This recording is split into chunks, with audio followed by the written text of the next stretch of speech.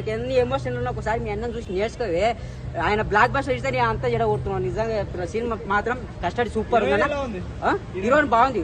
కృతి అది ఎప్పటికీ బాగానే ఉంటది. అది కానీ అవసరం ఉన్నంత వరకు వాడుకున్నాడు. డైరెక్టర్ ఎంత వాడుకోవాలన్నా అంతే ఎక్కువ పెట్టాడు. డిస్టర్బ్ అంటే ఎక్కువ పెడితే సినిమా డిస్టర్బ్ అవుతుందని దాన్ని ఎంత వాడుకోవాలన్నా అంతే వాడుకున్నాడు. కానీ కస్టడీ సినిమా సూపర్ ఉండే, బ్లాక్ బస్టర్ ఉంది సినిమా మాత్రం. సాంగ్స్ ఒక 3 ఉన్నాయన్నా. అది అట్లే నార్మల్ గా పెట్టాడు, ఎక్కడ బోర్ కొట్టకూడదు అని పెట్టిండు. ఫైట్ బాగుంది.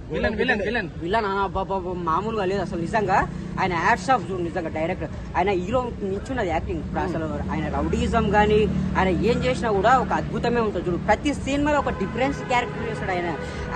ఐఎమ్ డిఫరెన్స్ ఎక్కడికో కోమాలోకి వెళ్ళిపోయిన యాక్టింగ్.